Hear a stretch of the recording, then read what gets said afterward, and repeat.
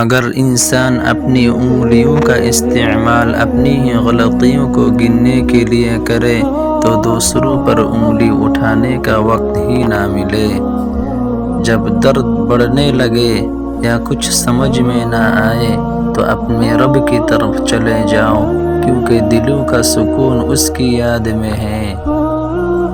مجھے امید ہے کہ ایک دن لوگ سمجھ جائیں گے کہ انگلش صرف ایک زبان ہے، ذہانت ناپنے کا پیمانہ نہیں، مشہور ہونے کا شوق نہیں، بس چند لوگوں کا غرور توڑنا ہے۔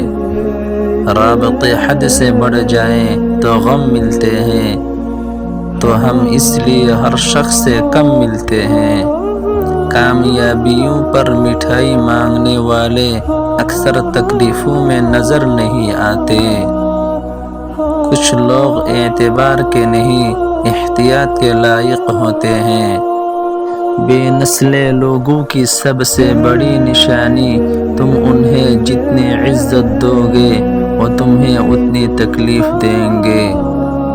جس انسان میں ذاتی صفات نہ ہو، وہ اپنے لباس سے لے کر اپنے مکان تک اپنی ہر شے کی تعریف چاہتا ہے۔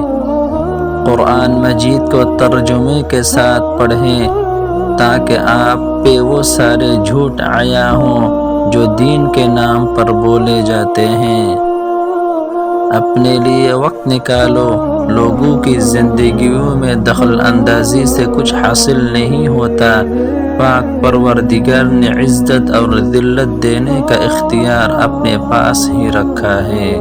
کیسے پتہ چلے گا چھوڑ جانے والا شخص آپ کو بھول گیا ہے یا یاد کرتا ہے؟ غور کریں، اگر وہ شخص چھوڑ جانے کے بعد بالکل غائب ہے، آپ کو کہیں پر بھی نظر نہیں آتا، تو اس کا مطلب ہے وہ آپ کو بھول گیا ہے۔